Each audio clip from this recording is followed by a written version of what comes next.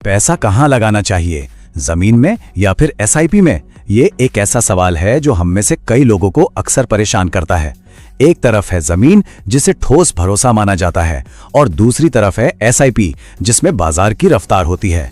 तो चलिए आज इसी सवाल की तह तक जाते हैं और देखते हैं कि लंबे समय में कौन सा रास्ता ज्यादा फायदेमंद साबित हो सकता है।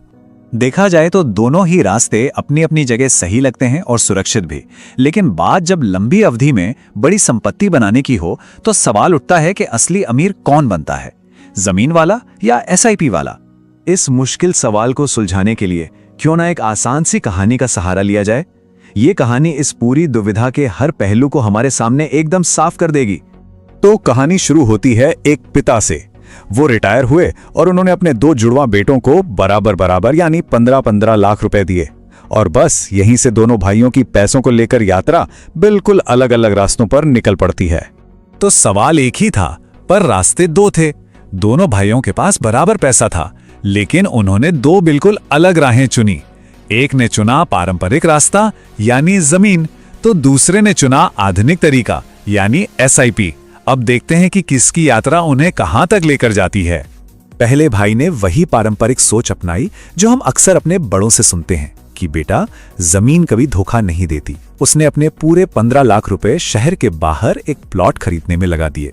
उसका मानना था कि ये एक सॉलिड और सुरक्षित निवेश है जिसकी कीमत तो समय के साथ बढ़नी ही बढ़नी है। लेकिन दूसरे भाई की सोच थोड़ी अलग थी। उसने समझदारी दिखाते हुए 5 लाख रुपए तो इमरजेंसी फंड के तौर पर अलग रख दिए और जो बाकी 10 लाख रुपए बचे उससे इक्विटी म्यूचुअल फंड में एक एसआईपी शुरू कर दी। उसकी सीधी सी सोच थी कि पैसा सिर्फ रखा नहीं रहना चाहिए, उसे काम पर लगना चाहिए। तो यहां पर दोनों की स्ट्रैटेजी बिल्कुल साफ है। एक तरफ है एक मुश्त निवेश, एक ठोस संपत्ति में जहां से जरूरत पड़ने पर पैसा निकालना बहुत मुश्किल है। वहीं दूसरी तरफ इमरजेंसी फंड की सुरक्षा के साथ एक ऐसा निवेश है जिसे जरूरत पड़ने पर आसानी से कैश में बदला जा सकता है। तो चलिए अब कहानी में थोड़ा आगे बढ़ते हैं। देखते हैं पहले 5 सालों में क्या हुआ। 5 साल बाद क्या तस्वीर बदली? आपको क्या लगता है कौन आगे होगा और कौन पीछे? देखिए, जमीन की कीमत पूरी तरह से उसकी लोकेशन पर निर्भर करती है। अगर इलाका तेजी से डेवलप हुआ तो 15 लाख की जमीन 24 लाख तक भी पहुंच सकती है, लेकिन अगर विकास की रफ्तार धीमी रही तो शायद वो 19 लाख के आसपास ही रहेगी। और हाँ, एक जरूरी बात, जब तक ये जमीन बिकती नहीं, इससे कोई रेगुलर इनकम जैसे किराया वगैरह भी नहीं आ रहा था। अब जरा इस चार्ट पर नजर डालिए। 5 साल बाद कोई क्लियर विनर नहीं है, बल्कि अगर जमीन की लोकेशन अच्छी निकली तो वो तो एसआईपी से काफी आगे दिख रही है। पहली नजर में ऐसा लग सकता है कि पहले भाई का फैसला ही बेहतर था। वहीं दूसरी तरफ एसआईपी ने बाजार के उतार चढ़ाव को झेलते हुए भी 12% की औसत ग्रोथ के साथ 10 लाख को लगभग 17.6 लाख रुपए बना दिया। इसका एक बहुत बड़ा फायदा रुपी कॉस्ट एवरेजिंग था। मतलब जब बाजार गिरता तो उतने ही पैसे में ज्यादा यूनिट्स मिल जाते, जिसका फायदा लंबे समय में होता है। और इमरजेंसी फंड की सेफ्टी तो साथ में थी ही। और यहीं पर कहानी का सबसे जरूरी मोड़ आता है। एसआईपी की जो असली ताकत है यानी कंपाउंडिंग, वो शुरुआत के कुछ सालों में बहुत धीमी और सच कहें तो बोरिंग लगती है। इसका असली जादू तो तब शुरू होता है जब आपका जमा किया हुआ पैसा एक बड़ी रकम बन जाता है। तो अब चलते हैं कहानी के उस हिस्से में जहां समय अपना असली खेल दिखाना शुरू करता है। अगले 15 साल इन दोनों निवेशों के बीच जमीन आसमान का फर्क पैदा कर देते हैं।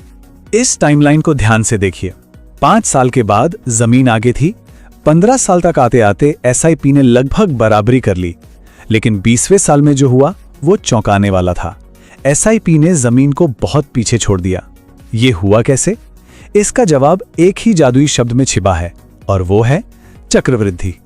चक्रवृद्धि या जिसे अंग्रेजी में कंपाउंडिंग कहते हैं, इसका सीधा सा मतलब है जब आपके मुनाफे पर भी मुनाफा बनने लगे। ये एक चेन रिएक्शन की तरह है जो हर गुजरते साल के साथ आपके निवेश की रफ्तार को और भी तेज कर देता है। तो चलिए अब 20 साल बाद के आखिरी नतीजों को और गहराई से देखते हैं और उस गणित को समझते हैं जिसकी वजह से एसआईपी इस लंबी दौड़ में आगे निकल गई। ये टेबल पूरी कहानी साफ कर देती है। 10% की अच्छी ग्रोथ पर भी जमीन 20 साल में 1 करोड़ तक पहुंची। वहीं अगर एसआईपी में 14% की अच्छी ग्रोथ मिली तो उसने 1 करोड़ 35 लाख का कॉर्पस बना दिया।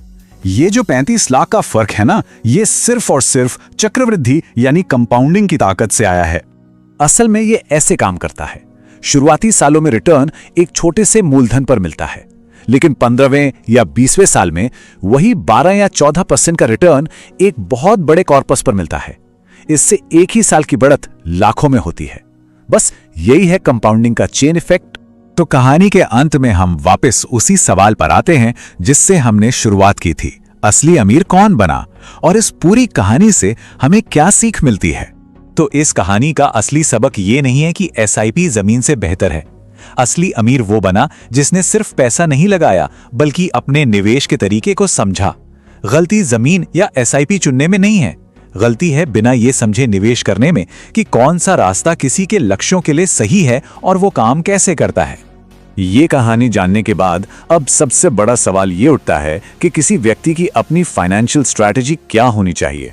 इसका जवाब ये है कि अगला कदम हमेशा किसी के अपने लक्ष्यों, जोखिम लेने की क्षमता और निवेश की अपनी समझ पर ही निर्भर करता है।